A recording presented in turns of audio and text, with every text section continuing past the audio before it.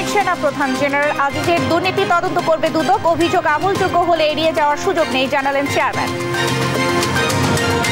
বিদেশের সাবেক আইজিপি বেনজিরের সম্পদের অনুসন্ধান শুরু। বিএফআইওকে দুদকের চিঠি, তদন্ত শেষ হলে মামলা, জানালেন আইনজীবী। অস্ত্রের পেছনে নয়, জীবনমান উন্নয়নে অর্থ ব্যয় করতে বিশ্ব সম্প্রদায়ের প্রতি আহ্বান প্রধানমন্ত্রী। আলোচনার মাধ্যমে সমাধানের তাগিদ। জট খোলেনি এমপি আনার হত্যার। ডিএনএ টেস্টের নমুনা দিতে কলকাতা যাচ্ছে মেয়ে ডরিন। মূল পরিকল্পনাকারীকে ফিরিয়ে আনার চেষ্টায় পুলিশ। এবং কিছু বিচ্ছিন্ন ঘটনা ছাড়া তৃতীয় ধাপের উপজেলা নির্বাচন অনেকটাই শান্তিপূর্ণ। ভোটার উপস্থিতি 35%, জানালেন প্রধান নির্বাচন কমিশনার।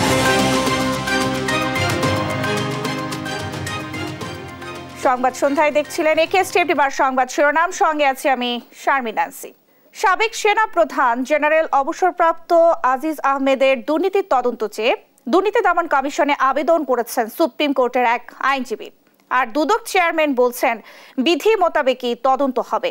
অভিযোগ তফসিলভুক্ত হলে এড়িয়ে যাওয়ার সুযোগ নেই বলেও জানান তিনি। সাবরিনা মজুমদার ও মাঝারুল ইসলামকে সাথে নিয়ে আরো জানাচ্ছেন মহিউদ্দিন আহমেদ। দায়িত্বে থাকাকালীন সময়ে ক্ষমতার অপব্যবহার করে সাবেক সেনাপ্রধান আজিজ আহমেদ তার ভাইকে বাংলাদেশে অপরাধমূলক কার্যকলাপের জন্য জবাবদিহি এড়াতে সাহায্য করেছেন। আর এটা করতে গিয়ে তিনি সরকারি প্রক্রিয়ায় হস্তক্ষেপ করে উল্লেখযোগ্য দুর্নীতিতে জড়িয়েছেন। এমন অভিযোগ এনে সম্প্রতি জেনারেল আজিজ আহমেদের উপর নিষেধাজ্ঞা আরোপ করে যুক্তরাষ্ট্র।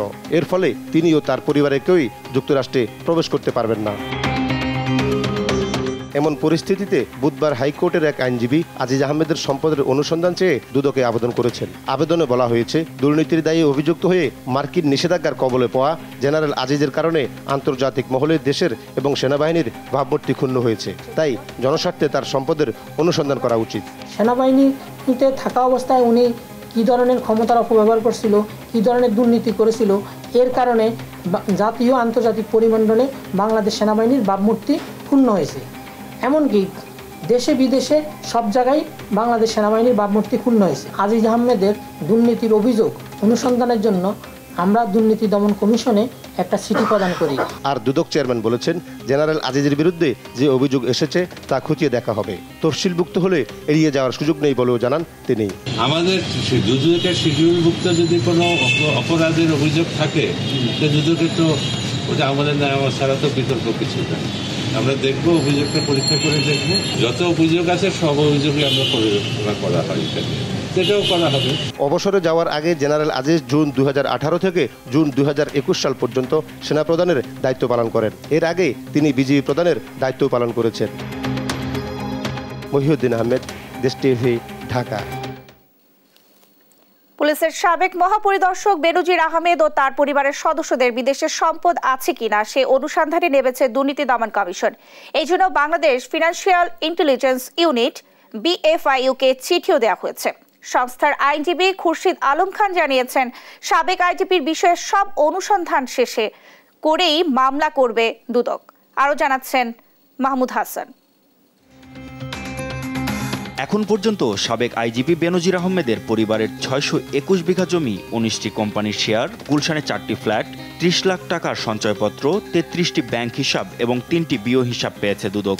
আদালতের আদেশে এসব সম্পদ জব্দ ও অবরুদ্ধ করা হয়েছে। দুদক বলছে, অস্ট্রেলিয়া, কানাডা, সিঙ্গাপুর ও সংযুক্ত আরব আমিরাতের দুবাইয়ে বেনজির পরিবারের সম্পদ থাকতে পারে বলে ধারণা করছে তারা। প্রাথমিকভাবে বিভিন্ন সূত্রে তারা কিছু তথ্য পেয়েছে। সম্পদ আছে কিনা সে বিষয়ে সুনির্দিষ্ট তথ্য পেতে বিএফআইইউকে চিঠি দেওয়া হয়েছে।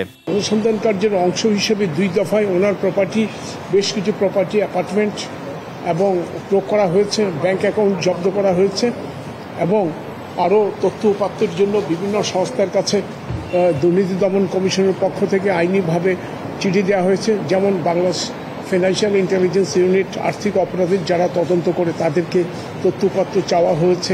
সাবেক আইজিপির অবৈধ সম্পদের খোঁজ পাওয়া মাত্র তার জব্দে দুদক পদক্ষেপ নেবে বলেও জানান আইনজীবী।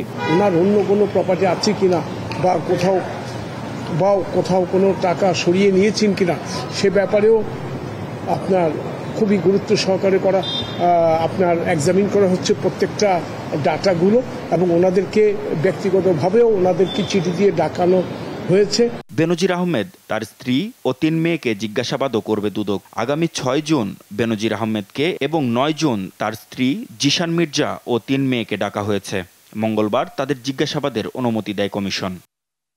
মাহমুদ হাসান, দেশ টিভি, ঢাকা। আওয়ামী লীগ সাধারণ সম্পাদক ওবায়দুল কাদের বলেছেন, প্রধানমন্ত্রীর কার্যালয়ে 2 কর্মকর্তাকে সরিয়ে দেওয়ার মধ্য দিয়েই প্রমাণ হয় সরকার খোঁজ খবর রাখে। বিকেলে ধানমন্ডিতে আওয়ামী লীগ সভানেত্রীর কার্যালয়ে ব্রিফিংয়ে তিনি সাবেক সেনাপ্রধান ও আইজিপির দুর্নীতির তদন্ত প্রসঙ্গে বলেন, অপরাধী যেই হোক শাস্তি পেতেই হবে। ইফতেখার রেজার প্রতিবেদন, জানাচ্ছেন মাহমুদুল হাসান। তৃতীয় ধাপে উপজেলা নির্বাচন সহ সমসাময়িক বিষয় নিয়ে ধানমন্ডি আওয়ামী লীগ সভাপতির রাজনৈতিক কার্যালয়ে প্রেস ব্রিফিং করেন দলের সাধারণ সম্পাদক ওবায়দুল কাদের। প্রাথমিকভাবে জানা গেছে উপজেলা নির্বাচন সফল করা চ্যালেঞ্জের জানিয়ে তিনি বলেন, নানান ষড়যন্ত্রের মধ্যেও অবাধ সুষ্ঠু পরিবেশে তৃতীয় ধাপে উপজেলা ভোট গ্রহণ হয়েছে। তারা ভেবেছিল যে জাতীয় নির্বাচনের পর দেশে একটা দুর্ভিক্ষ হবে, অনেক প্রাণহানি ঘটবে। তাদের সেই স্বপ্ন কর্পূরের মতো উঠে গেছে। বাংলাদেশে একটি লোকও এর মধ্যে না খেয়ে। সাংবাদিকদের এক প্রশ্নের জবাবে সাবেক আইজিপি ও সেনাপ্রধান প্রসঙ্গে ওবায়দুল কাদের বলেন, দুর্নীতির বিরুদ্ধে সরকার 0 টলারেন্স, অপরাধ অনুযায়ী শাস্তি পেতেই হবে। ব্যাপারটা যখন প্রকাশ্যে এসেছে তখন দুদক তদন্ত করছে এবং তদন্ত শেষে নিশ্চয়ই মামলা করবে এবং যে যতটা করেছে অপকর্ম অপরাধ সেই জন্য শাস্তি তাকে পেতেই হবে। শেখ হাসিনার সৎসাহস আছে, সেই জন্য তিনি আজকে 0 টলারেন্স দুর্নীতির বিরুদ্ধে। অপর এক প্রশ্নের জবাবে আওয়ামী লীগ সাধারণ সম্পাদক বলেন, প্রধানমন্ত্রীর কার্যালয়ের 2 কর্মকর্তাকে সরিয়ে দেওয়া হয়েছে, এতে প্রমাণ হয় সরকার খোঁজ খবর রাখে। আজকে প্রাইম মিনিস্টারের অফিসে 2 জন গুরুত্বপূর্ণ লোক, আজকে তাদের সাথে চুক্তি বাতিল করা হয়েছে, সেটিকে আপনার রিপোর্ট করেছেন। তাদের নিশ্চয় কোনো কর্তব্যে কোনো প্রকার বিচ্যুতি ঘটেছে দায়িত্ব পালনে, সেখানে কি রকম সেটা তো আর আমি জানি। এছাড়া আগামীকাল ঘূর্ণিঝড় কবলিত এলাকায় প্রধানমন্ত্রী শেখ হাসিনা পরিদর্শনে যাবেন বলেও জানান ওবায়দুল কাদের। মাহমুদ হাসান, দেশ টিভি, ঢাকা। অস্ত্রের পেছনে নয়, মানুষের জীবনমান উন্নয়নে অর্থ ব্যয় করতে বিশ্ব সম্প্রদায়ের প্রতি আহ্বান জানিয়েছেন প্রধানমন্ত্রী শেখ হাসিনা। সকালে রাজধানীতে আন্তর্জাতিক জাতিসংঘ শান্তিরক্ষী দিবসের অনুষ্ঠানে এই আহ্বান জানান তিনি। যুদ্ধ না করে আলোচনার মাধ্যমে সমস্যার সমাধানের পথ খুঁজতে বিশ্ব নেতাদের পরামর্শ দেন সরকার প্রধান। বলেন, বিশ্ব শান্তি প্রতিষ্ঠায় বাংলাদেশ আজ রোল মডেল। জয় যাদবের রিপোর্ট। দীর্ঘস্থায়ী যুদ্ধ, দাঙ্গা হাঙ্গামা ও প্রাকৃতিক দুর্যোগে বিপর্যস্ত বিভিন্ন দেশে শান্তি ফিরিয়ে আনতে ও মানবিক সহায়তা দিতে দীর্ঘ 4 দশক ধরে জাতিসংঘ শান্তি মিশনে কাজ করছে বাংলাদেশ। বর্তমানে 13টি দেশে বাংলাদেশের 6092 জন শান্তিরক্ষী দায়িত্ব পালন করছেন। আর এ পর্যন্ত বাংলাদেশের শান্তিরক্ষীরা বিশ্বের 43টি দেশ ও স্থানে 63টি জাতিসংঘ মিশন সফলতার সাথে সম্পন্ন করেছে। এই কার্যক্রমে শহীদ হয়েছেন বাংলাদেশের মোট 168 জন শান্তিরক্ষী, আহত হয়েছেন 266 জন। জাতিসংঘ শান্তিরক্ষা মিশনে অংশগ্রহণকারী বাংলাদেশ সহ বিশ্বের সব দেশের শান্তিরক্ষীদের এই অসামান্য অবদান স্মরণ করতে প্রতি বছর পালন করা হয় আন্তর্জাতিক জাতিসংঘ শান্তিরক্ষী দিবস। বুধবার সকালে রাজধানীর বঙ্গবন্ধু আন্তর্জাতিক সম্মেলন কেন্দ্রে দিবসের অনুষ্ঠানে যোগ দেন প্রধানমন্ত্রী শেখ হাসিনা। এ সময় 3 জন আহত শান্তিরক্ষীকে সম্মাননা তুলে দেন বঙ্গবন্ধু কন্যা। বাংলাদেশের শান্তিরক্ষীরা প্রশংসার সাথে দায়িত্ব পালন করছে উল্লেখ করে প্রধানমন্ত্রী বলেন, বিশ্ব শান্তি প্রতিষ্ঠায় বাংলাদেশ অনুকরণীয়। যখন ওই দেশে বিদেশে যে সমস্ত দেশে আমাদের শান্তিরক্ষী বাহিনী কাজ করছে, তাদের রাষ্ট্রপ্রধান, সরকার প্রধান বা মন্ত্রীদের সাথে দেখা হয়, প্রত্যেকেই আমাদের শান্তিরক্ষীদের ভূয়সী প্রশংসা করেন। সরকার প্রধান বলেন, বিশ্বের বিভিন্ন স্থানে চলমান যুদ্ধ মানবজাতির কোনো কল্যাণ বয়ে আনছে না। বিশ্বের বিভিন্ন প্রান্তে দ্বন্দ্ব, সংঘাত, যুদ্ধ আজ বিশ্ব শান্তি বিঘ্নিত করছে। রাশিয়া ইউক্রেন যুদ্ধ, গাজা ইসরায়েলে হামলা, হাজার হাজার নিরীহ মানুষের মৃত্যু, সেখানে গণহত্যা চলছে, মিয়ানমারের রোহিঙ্গা জনগোষ্ঠী জোরপূর্বক বাস্তুচ্যুত করা ইত্যাদি মানব জাতির জন্য এক ভয়াবহ পরিস্থিতির সৃষ্টি করেছে। আমরা যুদ্ধ চাই না, শান্তি চাই। অস্ত্র প্রতিযোগিতায় লিপ্ত না হয়ে জলবায়ুর অভিঘাতে ক্ষতিগ্রস্ত দেশ এবং বিশ্বের ক্ষুধার্ত মানুষের পাশে দাঁড়াতে আহ্বান প্রধানমন্ত্রীর। যারা অস্ত্র তৈরি এবং অস্ত্র প্রতিযোগিতায় এত অর্থ ব্যয় করছেন তাদের কাছে আমার আহ্বান, আমরা শান্তির কথা বলি কিন্তু সংঘাতে লিপ্ত হই কেন? এই যে অর্থ ব্যয় হচ্ছে, এই অর্থ যদি এই যে ক্ষুধার্ত মানুষের আহারের ব্যবস্থা, শিক্ষার ব্যবস্থা, চিকিৎসার ব্যবস্থা করা হতো, তাহলে এই পৃথিবীতে শান্তি প্রতিষ্ঠিত হতো, মানুষের জীবনমান উন্নত হতো, মানুষ সুন্দরভাবে বাঁচতে পারত। পরে ভিডিও কনফারেন্সের মাধ্যমে বিভিন্ন দেশে দায়িত্ব পালনরত বাংলাদেশের শান্তিরক্ষীদের সাথে কথা বলেন প্রধানমন্ত্রী। জয় যাদব, দেশ টিভি, ঢাকা। বর্তমান সরকার দেশে অসংখ্য বেনজির আজিজ তৈরি করেছে বলে অভিযোগ করেছেন বিএনপি মহাসচিব মির্জা ফখরুল ইসলাম আলমগীর। বলেন, এরাই দেশকে লুটপাট করে খাচ্ছে। এদের সৃষ্টির দায়ে সরকারের পদত্যাগ করা উচিত। বিস্তারিত সাইফুল রিপনের প্রতিবেদনে। বিএনপির প্রতিষ্ঠাতা জিয়াউর রহমানের ৪৩তম শাহাদাত বার্ষিকী উপলক্ষে রাজধানীর ইনস্টিটিউশন অব ইঞ্জিনিয়ার্সে আলোচনা সভার আয়োজন করে বিএনপি।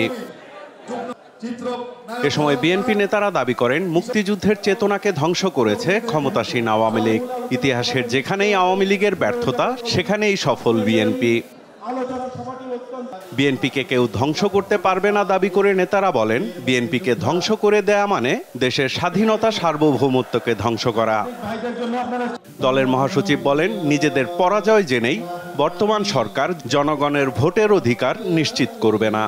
একেবারে নিরপেক্ষ একটা সরকারের অধীনে নির্বাচন আমরা চেয়েছি। আমরা তো কখনো বলিনি যে বিএনপিকে ক্ষমতায় বসাও। আর আমরা তো একা নই, এই দেশের 63টা বিরোধী দল, যেটা কিছুক্ষণ আগে বলেছে বাম ডান সব একসাথে হয়ে কিন্তু আজকে সেই লড়াইটা আমরা লড়ছি, আমাদের অধিকারের জন্য লড়ছি, সেই নির্বাচনটা চেয়েছি। আমরা তো আপনাকে বলেছি আমাদেরকে ক্ষমতায় বসিয়ে দাও। আমরা এই একটা কারণে চেয়েছি যে আসুন, আপনারা যে এত কথা বলেন, জনগণের সিদ্ধান্ত নিই, তাদের ভোটের অধিকারটুকু নিশ্চিত করুন। দাবি করেন, শাসক গোষ্ঠী বর্গিতে পরিণত হয়েছে। তারা দেশের সম্পদ পাচার আর লুট করছে, দুর্নীতিবাজদের লালন করছে। একমাত্র বেনজির বা আজিজ কেন ভুক্তভোগী হবে? আপনারা ভুক্তভোগী হবেন না? এই অবস্থা তৈরি করেছে কারা? একজন বেনজির তো নয়, একজন আজিজ নয়, অসংখ্য বেনজির বা আজিজ আপনারা তৈরি করেছেন, যারা বাংলাদেশকে লুট করে খাচ্ছে। বন্ধুগণ, রাজপথের প্রতিরোধ করতে ভয় উপেক্ষা করে সবাইকে ঐক্যবদ্ধ হয়ে রাজপথে নামার আহ্বানও জানান মির্জা ফখরুল। সাইফুল রিপন, দেশ টিভি, ঢাকা। এমপি আনার হত্যার মূল পরিকল্পনাকারী শাহিনকে কূটনৈতিক প্রচেষ্টায় দেশে ফিরিয়ে আনার চেষ্টা চলছে বলে জানিয়েছেন ডিএমপি কমিশনার হাবিবুর রহমান। এছাড়া মঙ্গলবার সঞ্জীবা গার্ডেনের সেপটিক ট্যাঙ্কে পাওয়া মাংসপিণ্ড আনারের দেহাবশেষ কিনা তা জানতে ডিএনএ টেস্ট করা হবে। এই জন্য আনারের মেয়েকে নমুনা সংগ্রহের জন্য কলকাতায় ডেকেছে গোয়েন্দা পুলিশ। বিস্তারিত জানাচ্ছেন মাহমুদুল হাসান। ঝিনাইদহ ৪ আসনের সংসদ সদস্য আনোয়ারুল আজিম আনার হত্যার ২ সপ্তাহ পর তার মরদেহ উদ্ধার নিয়ে চাঞ্চল্যকর তথ্য মিলেছে। মঙ্গলবার কলকাতার নিউ টাউনের সেই ফ্ল্যাটের সেপটিক ট্যাঙ্ক থেকে দেহাবশেষ খুঁজে পায় গোয়েন্দা পুলিশ। তবে সেটি এমপির দেহাবশেষ কিনা তা নিশ্চিত হতে ফরেনসিক পরীক্ষা করতে হবে বলে জানান বাংলাদেশের গোয়েন্দা প্রধান হারুন আর রশিদ। আমরা সেপটি ট্যাঙ্কে আমরা যেভাবে তাদের রিকোয়েস্ট করেছিলাম সেভাবে তারা কাজ করে কিন্তু সেই সেপটি ট্যাঙ্কি থেকে তারা কিন্তু মাংসগুলি উদ্ধার করেছে এবং প্রিজার্ভ করেছে এবং এগুলি আমরা ওনাদের সাথে কথা বলবো। এটা ফরেনসিক, এখানে অবশ্য ফরেনসিকটা আগেভাগে হয়ে যায়, বাংলাদেশে একটু দেরি হলো, এই কলকাতা তো ফরেনসিক আগেভাগে হয়।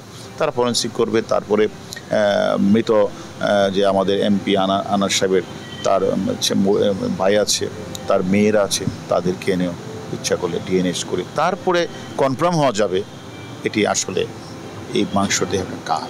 এমপি আনারের মেয়ে জানান ডিএনএ টেস্টের নমুনা দিতে দ্রুততম সময়ের মধ্যেই তিনি কলকাতা যাবেন।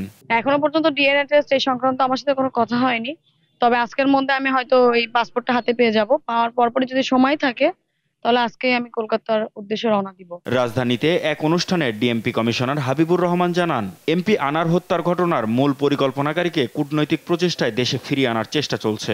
এটির বিষয়ে আমাদের যে ধরনের প্রচেষ্টা করা দরকার পুলিশের পক্ষ থেকে সেটির সর্বোত্তম চেষ্টা করা হবে। এটির বিষয়ে যেহেতু তিনি আমাদের জাতীয় সংসদের একজন মাননীয় সদস্য ছিলেন, তারপরেও অন্য যে কোনো মাধ্যম বা কূটনৈতিক যে কোনো চ্যানেলে সর্বোচ্চ চেষ্টা এ বিষয়ে করা হবে। বিচার প্রক্রিয়া কিভাবে সম্পন্ন হবে সাংবাদিকদের এমন এক প্রশ্নের জবাবে তিনি জানান, দুই দেশের মধ্যে আলোচনা করেই প্রক্রিয়া ঠিক করা হবে।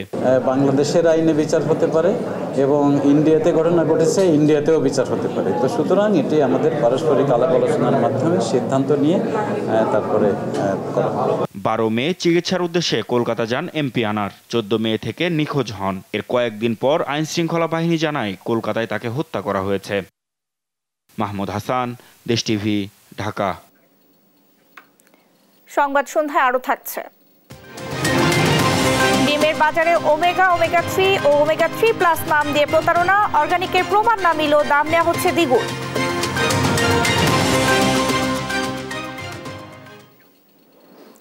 তৃতীয় ধাপে 87 উপজেলায় ভোট গ্রহণ শেষে চলছে গণনা। কম বেশি 35% ভোট পড়েছে জানিয়ে সিসি কাজী হাবিবুল আওয়াল বলেছেন, দু একটি অপ্রীতিকর ঘটনা ছাড়া নির্বাচন মোটামুটি ভাবে নিরপেক্ষ ও অবাধ হয়েছে। ঘূর্ণিঝড় রিমালের প্রভাবে স্থগিত 20 উপজেলায় ভোট হবে আগামী 9 জুন। বিস্তারিত জান্নাতুল মোহনার প্রতিবেদনে। ষষ্ঠ উপজেলা পরিষদ নির্বাচনের তৃতীয় ধাপে 87 উপজেলায় নতুন জনপ্রতিনিধি বেছে নিতে ভোট গ্রহণ সম্পন্ন হয়েছে। ঘূর্ণিঝড় রিমালের প্রভাবে স্থগিত 20টি উপজেলায় ভোট হবে 9 জুন। নির্বাচনের সার্বিক পরিবেশ নিয়ে বুধবার বিকেলে ব্রিফ করেন প্রধান নির্বাচন কমিশনার কাজী হাবিবুল আওয়াল। অবাধ, নিরপেক্ষ ও সুশৃঙ্খলভাবে নির্বাচন মোটামুটি হয়েছে। 2-4টি অনভিপ্রেত ঘটনা ছাড়া সাধারণভাবে নির্বাচন যথেষ্ট শান্তিপূর্ণভাবে হয়েছে। ষষ্ঠ উপজেলা নির্বাচনের প্রথম থেকে ভোটার উপস্থিতি ছিল কম। তৃতীয় ধাপেও সেই বেড়াজাল থেমে বের হওয়া সম্ভব হয়নি। সিএসি জানালেন, এবার ভোটার উপস্থিতি ছিল 35% মতো। পর্যালোচনায় এটা 35+ হতে পারে, কারণ নিশ্চিত করে বলতে আরো হয়তো 20-25 ঘন্টা সময় লেগে যেতে পারে। ভোটার উপস্থিতি কেন কম এমন প্রশ্নের জবাবে সিএসি বলেন, এটা বিশ্লেষণ করা রাজনীতিবিদদের কাজ, কমিশন কেবল পদ্ধতি নিয়ে কাজ করে। বিশ্লেষণ রাজনীতিবিদরা করবেন। জান্নাতুল মোহনা, দেশ টিভি, ঢাকা। ভোট গণনার খবর জানাতে ময়মনসিংহ থেকে সরাসরি যুক্ত হচ্ছেন সহকর্মী ইলিয়াস আহমেদ। ইলিয়াস, ভোট গণনা অগ্রগতি কতদূর, ফলাফল আসতে শুরু করেছে কিনা, সার্বিকভাবে কেমন হলো নির্বাচন, বিস্তারিত জানাবেন আমাদের। ন্যান্সি, সকাল থেকে বিকেল 4টা পর্যন্ত একেবারে সুষ্ঠু এবং নিরপেক্ষ নির্বাচন ময়মনসিংহের 3টি উপজেলায় অনুষ্ঠিত হয়েছে। অর্থাৎ ময়মনসিংহের ত্রিশাল, ফুলবাড়িয়া এবং ঈশ্বরগঞ্জ উপজেলায় কিন্তু নির্বাচন অনুষ্ঠিত হয়েছে।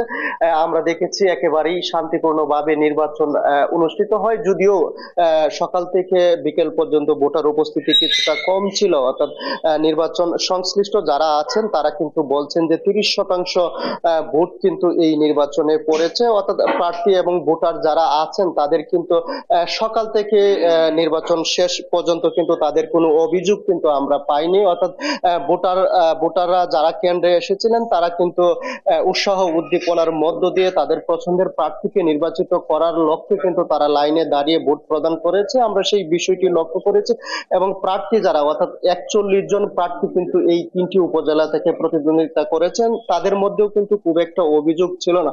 অর্থাৎ দিনভর কিন্তু শান্তিপূর্ণ পরিবেশের মধ্য দিয়ে নির্বাচন অনুষ্ঠিত হয়েছে। আমি এখন আছি রিটার্নিং কর্মকর্তার কার্যালয়ে রয়েছি, এখানে কিন্তু ফলাফল আসতে শুরু করেছে। অর্থাৎ ইতিমধ্যেই 15টি কেন্দ্রের ফলাফল কিন্তু এসেছে। আমরা যদি একটু বলে রাখি যে ময়মনসিংহের ফুলবাড়িয়া উপজেলা থেকে ঘোড়া প্রতীক নিয়ে হারুনুর রশিদ এগিয়ে আছেন এবং ত্রিশাল থেকে কিন্তু কাপ পিরিজ প্রতীক নিয়ে মোহাম্মদ আনোয়ার সাদাত এগিয়ে রয়েছেন। এছাড়াও ঈশ্বরগঞ্জ থেকে বদরুল আলম প্রদীপ আনারস প্রতীক নিয়ে তিনি কিন্তু এগিয়ে রয়েছেন। নির্বাচন কেমন হলো আমরা একটু যুক্ত হব, রিটার্নিং কর্মকর্তা রয়েছেন, আমরা একটু জানতে চাই, সংক্ষেপে জানতে চাই। জি, আসসালামু আলাইকুম। ফুলবাড়িয়া, ত্রিশাল, ঈশ্বরগঞ্জ অবাধ, সুষ্ঠু ও নিরপেক্ষ ভোট গ্রহণ হয়েছে। জনগণ স্বতঃস্ফূর্তভাবে ভোট দিয়েছেন। কোথাও আমরা কোনো অভিযোগ, অনিয়ম বা বিশৃঙ্খল ঘটনার কোনো তথ্য আমরা পাইনি। দিন শেষে আমরা যতটুকু জানতে পেরেছি, অবাধ সুষ্ঠু নির্বাচন হয়েছে। জনগণ স্বতঃস্ফূর্তভাবে ভোট দিচ্ছে। আপনাকে ধন্যবাদ। হ্যাঁ, ধন্যবাদ। ন্যান্সি, শুনছিলেন যে রিটার্নিং কর্মকর্তা বলছিলেন কিন্তু অবাধ এবং সুষ্ঠু এবং নিরপেক্ষতার মধ্য দিয়ে কিন্তু দিনভর নির্বাচন অনুষ্ঠিত হয়েছে, অর্থাৎ শান্তি শৃঙ্খলার মধ্য দিয়ে কিন্তু আজকে ভোট গ্রহণ অনুষ্ঠিত হয়েছে। এখন হয়তো কিছুক্ষণ সময় লাগবে আসলে কে হতে যাচ্ছেন, নতুন নেতৃত্বে কে আসছেন, সেই কিছুক্ষণ পরেই কিন্তু ফলাফল জানা যাবে। এই ছিল আমার কাছে ময়মনসিংহ 3টি উপজেলার নির্বাচনের ফলাফল নিয়ে সর্বশেষ তথ্য। ন্যান্সি। ইলিয়াস, আপনাকে ধন্যবাদ। দর্শক, ময়মনসিংহ থেকে আমাদের সঙ্গে যুক্ত হয়েছিলেন সহকর্মী ইলিয়াস আহমেদ। দেখছেন সংবাদ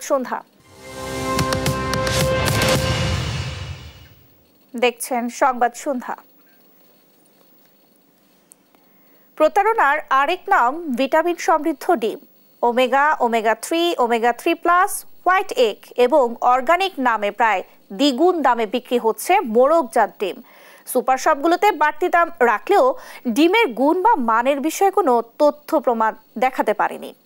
কোনো সার্টিফিকেট নেই সরবরাহকারী প্রতিষ্ঠান রেনেটা এগ্রোর কাছেও। এমন প্রতারণার চিত্র ধরা পড়েছে ভোক্তা অধিদপ্তরের অভিযানে। নিয়াজ মোর্শেদের প্রতিবেদন। ওমেগা 3, ভিটামিন ই সমৃদ্ধ এবং অর্গানিক দামে যেসব ডিম খুচরা বাজার থেকে বেশি দামে কিনছেন তা আসলেই মানসম্মত কিনা কখনো খোঁজ নিয়ে দেখেছেন? আর এসব ডিম সরবরাহকারী প্রতিষ্ঠানের সরকারি কোনো পরীক্ষাগারের সার্টিফিকেট আছে কিনা তাকে জানতে চেয়েছেন কোনো সুপার শপে গিয়ে। উনি বললেন আর আমি কিনে ফেললাম। এটা কেমন শোনায় না বিষয়টা? আর যে ভদ্রলোক এসছেন উনি নিজেই তো চেনেন না ওমেগা 3 কি জিনিস। বোঝা সম্ভব না তো, কেমনে বুঝবেন? আপনিই বলেন, আপনি যে ক্রেতা হন আপনি বুঝবেন এই ডিমটা অর্গানিক কিনা, এখানে ভিটামিন ডি আছে কিনা, ই আছে কিনা। কোনো ক্রেতা কখনো জানতে চাননি, তাই কোনো কাগজও রাখেননি সুপার শপগুলো। আর এসব ডিমে এমন কি উপাদান আছে তারও সঠিক তথ্য দিতে পারেনি তারা। কেউই চাই না স্যার, যদি কাস্টমার আবারও বলছে, কাস্টমার যদি চেতো অবশ্যই কাস্টমার স্যাটিসফ্যাকশনের জন্য। আমি কাস্টমার কিনতে আসছি, এখনো দেখান আমাকে। এখন তো আমার কাছে এটা নাই স্যার। হয়তো হায়ার আউটলেট ওয়াইজ পেপারসগুলো দিচ্ছে না, কিন্তু ওদের কাছে আমাদের কাছে ওই পেপারসগুলো সংরক্ষিত আছে। আর এটা ওমেগা 3 এরা তারাই ডিক্লেয়ার করছে, যারা প্রোডাকশন করতেছে তারাই। বুধবার সকালে ডিমের দাম নিয়ন্ত্রণে অভিযানে নামে ভোক্তা অধিদপ্তর। রাজধানীর ফার্মগেটের আগোড়া, ধানমন্ডির স্বপ্ন ও মিনাবাজারে গিয়ে নানা অনিয়মের প্রমাণ পায় তারা। ফার্মাসিউটিক্যাল, এগুলো সবই বড় বড় ফার্মাসিউটিক্যাল বাংলাদেশে। বিভিন্ন কোম্পানির প্যাকেটজাত ডিমের দাম খুচরা বাজার থেকে প্রায় 10 টাকা বেশি রাখার বিষয়ে কোনো সদুত্তর দিতে পারেনি এসব প্রতিষ্ঠান। সুপার শপগুলোর দেয়া তথ্যের ভিত্তিতে রেনেটা এগ্রোর ডিম সাপ্লাই সেন্টারে অভিযান চালায় ভোক্তা অধিদপ্তর। এখানেও মেলেনি ডিমের মান সংক্রান্ত কোনো সার্টিফিকেট। ল্যাব টেস্টের যে রিপোর্ট অথবা সরকারি কোনো অর্গানাইজেশন থেকে তাদেরকে যে সার্টিফিকেট দিয়েছে, হ্যাঁ এগুলো অর্গানিক বা ফলিক অ্যাসিড সমৃদ্ধ অথবা ভিটামিন ই যুক্ত অথবা ওমেগা 3 আছে এই ডিমগুলোতে, এরকম কোনো তথ্য, কোনো ডকুমেন্ট তারা দেখাতে পারে নাই। আগামী রোববার রেনেটা এগ্রোকে প্যাকেটজাত ডিমের প্রয়োজনীয় কাগজপত্র দেখাতে বলেছে জাতীয় ভোক্তা অধিকার সংরক্ষণ অধিদপ্তর। নিয়াজ মোর্শেদ, দেশ টিভি, ঢাকা। সংবাদ সন্ধ্যায় আরো থাকছে। বিশ্বকাপ শুরুর 3 দিন আগেও নাজুক অবস্থা টিম বাংলাদেশের, সবাইকে আরো উদ্যমী হওয়ার আহ্বান অধিনায়ক শান্ত।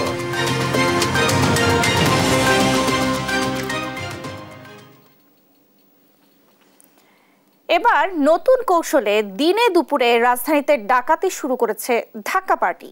দিনভর টার্গেটকে নজরে রাখেন তারা, এরপর সুযোগ বুঝে ধাক্কা দিয়ে হামলা চালায় চক্র, ছিনিয়ে নেয় টাকা কিংবা সোনা। তবে শেষ রক্ষা হলো না তাদের, ধরা পড়ল গোয়েন্দা জালে। দুপুরে ডিএমপি মিডিয়া সেন্টারের সংবাদ সম্মেলনে এসব কথা বলেন গোয়েন্দা লালবাগ জোনের উপকমিশনার মশিউর রহমান। মাইনুদ্দিন আরিফের রিপোর্ট। সিসিটিভির ফুটেজে দেখা যায় গত 26 এপ্রিল কদমতলীর একটি আড়ত থেকে 70 লাখ টাকা নিয়ে ফিরছিলেন এক জুয়েলার্স ব্যবসায়ীর কর্মচারী মহিউদ্দিন। জনবহুল ইসলামপুরে এক ব্যক্তি তাকে ধাক্কা দিয়ে উল্টো অভিযোগ করেন ধাক্কা দেওয়ার। টাকা বহনকারী মহিউদ্দিন ক্ষমা চেয়ে চলে যেতে চাইলে ধাক্কা দেওয়ার অভিযোগ তুলে তাদেরই 7 থেকে 8 জন তার উপর হামলা চালায়। এক পর্যায়ে ব্যাগ ভর্তি 70 লাখ টাকা নিয়ে পালিয়ে যায় তারা।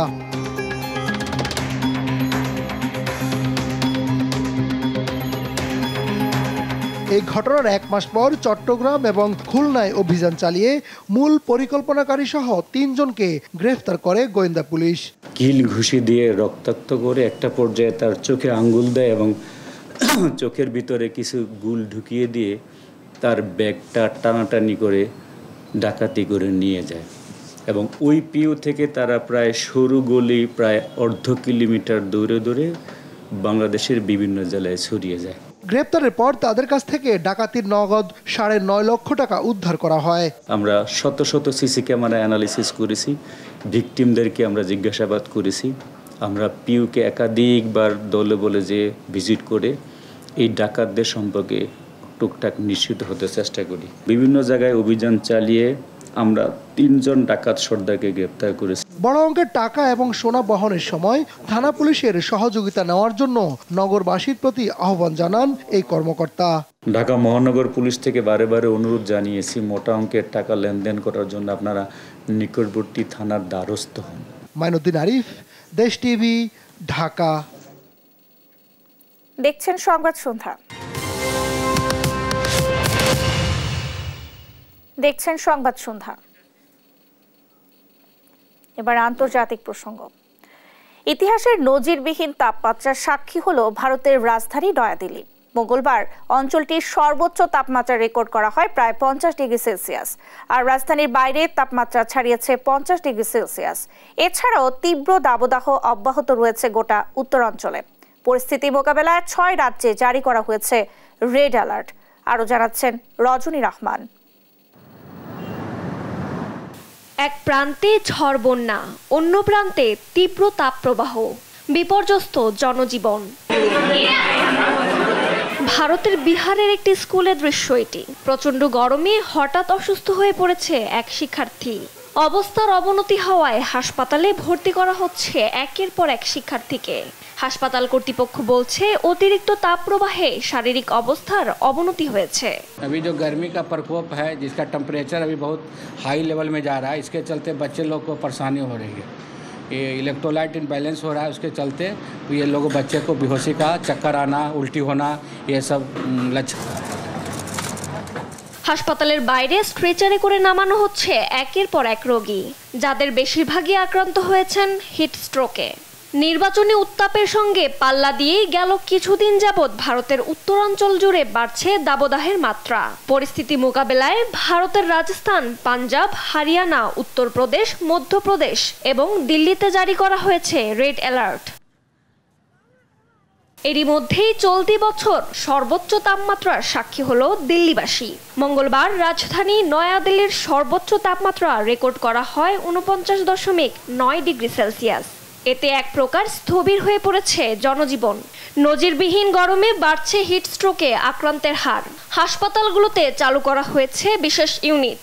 হিট স্ট্রোকে আক্রান্তরা যাতে দ্রুত পরিষেবা পান সেই বিষয়টি নিশ্চিত করতেই এমন পদক্ষেপ নেওয়া হয়েছে বলে জানায় দিল্লি প্রশাসন।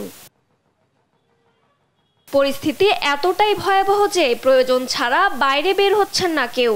তাপপ্রবাহ থেকে বাঁচতে বাধ্য হয়ে মুখে কাপড় পেঁচিয়ে রাস্তায় বের হচ্ছেন বাসিন্দারা। একটুখানি স্বস্তির আশায় বিভিন্ন ধরনের ঠান্ডা পানীয় পান করছেন তারা।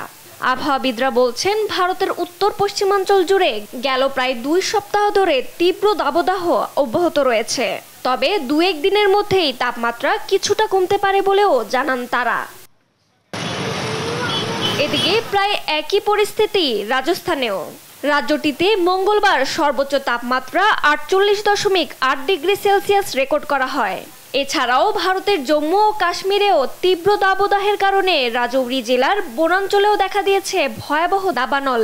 टिल डेट अभी तक 8 इंसिडेंट्स जो हुए हैं, रात को भी एक इंसिडेंट्स हुआ है और टाइमली हमारे लड़के वहां पहुंच जाते हैं। हमने डिफरेंट लोकेशंस पर कंट्रोल रूम बना के रखे हुए हैं, फायर कंट्रोल रूम। আগুন নিয়ন্ত্রণে কাজ করছেন দমকল কর্মীরা। রজনী রহমান, নিউজ ডেস্ক, দেশ টিভি। দেখছেন সংবাদ সন্ধ্যা।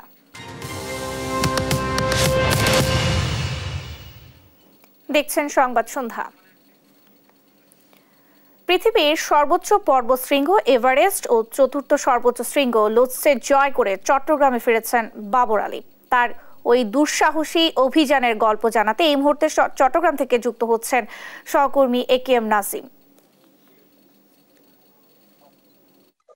যে আপনি যে বলছেন আসলে চট্টগ্রামের সন্তান ডক্টর বাবর আলী, উনি হালদাপাড়ার সন্তান, উনি 2টি শৃঙ্গ জয় করে এসেছেন। আপনার সাথে কথা বলবো। আসলে আপনি একসাথে 2টি পর্বত জয় করে এসেছেন, আপনার কেমন অনুভূতি হচ্ছে? খুব ভালো অনুভূতি। দেশকে যে কোনোখানে আসলে রিপ্রেজেন্ট করতে পারাটা এটা সবসময় খুব ভালো অনুভূতি। তো একই অভিযানে 2টা 8000 মিটার আমাদের দেশ থেকে কখনো ক্লাইম্ব হয়নি।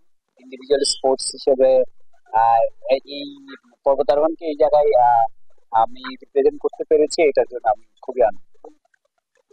কিভাবে করলেন? এটা হলো আমার প্রায় অলমোস্ট 2 মাসের অভিযান। আমি 1 এপ্রিল যাত্রা শুরু করেছি বাংলাদেশ থেকে, আর 4 এপ্রিল আমি গিয়ে পৌঁছাই লুকলা। ওখান থেকে আমার হাঁটাটা শুরু, এবং 10 এপ্রিল হচ্ছে বেস ক্যাম্প। এরপরে হচ্ছে এবার মূল অভিযানটা শুরু হয় আর কি, বেস ক্যাম্প থেকে বাকি ক্যাম্প 1, 2, 3, 4 বা এইভাবে। তো অনেকের খুব আগ্রহ থাকে যে এই একটা অভিযানে কেন 2 মাস সময় লাগবে। তো 2 মাস সময় লাগারও আসলে কারণ আছে। পর্বতারোহণ একটা টার্ম আছে অ্যাক্লেমাটাইজেশন মানে হচ্ছে অতি উচ্চতার সাথে শরীরকে খাপ খাওয়ানো। তো বেস ক্যাম্পে ক্যাম্প 1-এ যেতে হয়, ক্যাম্প 1, 2, 3, 4 এইভাবে করে ধীরে ধীরে এগোতে হয়। তো এই পুরো প্রসেসটাতে আসলে এই সময়টা লাগে। আর এই প্রসেস করতে গিয়ে 19শে মে হচ্ছে আমি প্রথম এভারেস্ট আরোহণ করি 19শে মে, আর 21শে মে হচ্ছে পৃথিবীর 4র্থ সর্বোচ্চ পর্বত যেটা লক্ষ্য সেটা। প্রতিকূল আবহাওয়া কিভাবে করলেন? আচ্ছা, প্রতিকূল আবহাওয়া ডেফিনেটলি তো থাকবে, আর এত উচ্চতায় মানুষ থাকে না। তো আমি উচ্চতায় মানে এভারেস্ট উচ্চতা 8848। এই ট্র্যাকে সর্বোচ্চ উচ্চতায় মানুষ থাকে 5100 মিটার উচ্চতায়। যদিও সেটা সব পুরো বছর জুড়ে মানুষ থাকে না, সিজনে অল্প কিছুদিন মানুষ থাকে। তো প্রতিকূল আবহাওয়া ডেফিনেটলি আবহাওয়ার ক্ষেত্র যদি আমি বলি আর কি, যে এখানে মূল 2টা ফ্যাক্টর থাকে। যে সামিট পুশের ক্ষেত্রে উইন্ডটা অনেক বেশি বাতাস আছে কিনা চূড়ার দিকে, এটা একটা বড় ফ্যাক্টর। আর কত লো টেম্পারেচার নামছে আর কি। তো আমি অলমোস্ট -45 এটা আপার ক্যাম্পস, এটা ফেস করতে হয়েছে। আমার ওইরকম কাপড় চোপড় ছিল। তো ওই যে অনেকদিন ধরে আমি প্রিপারেশন নিচ্ছি, এটার জন্য নিজেকে প্রস্তুত করছি, এই জন্য মনে হয় খুব বেশি ব্যাক পেতে হয়। দর্শক, আপনারা দেখছিলেন এভারেস্ট জয়ী বাবর আলীর দুঃসাহসী অভিযানের গল্প। এবার খেলার সংবাদ।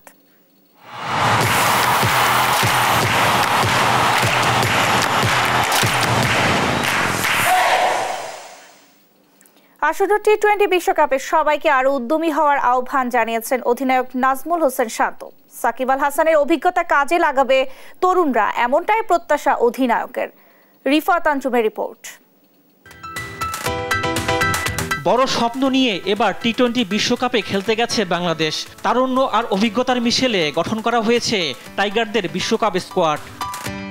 যুক্তরাষ্ট্রে গিয়ে তাদের বিপক্ষে সিরিজ হেরে কঠোর সমালোচনার মুখে পড়েছে বাংলাদেশ দল।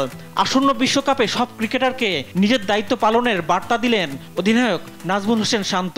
আমার কাছে প্রত্যেকটা প্লেয়ারকে আমি সবার কাছ থেকে আমার সমান এক্সপেকটেশন, যার যে রোলটা থাকবে ওই রোল অনুযায়ী যেন টিমে কন্ট্রিবিউট করে, এটাই প্রধান চাওয়া থাকবে।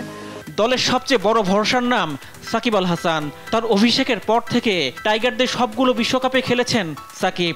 অধিনায়কের চাওয়া দলে থাকা ক্রিকেটাররা তার অভিজ্ঞতাকে কাজে লাগাবে।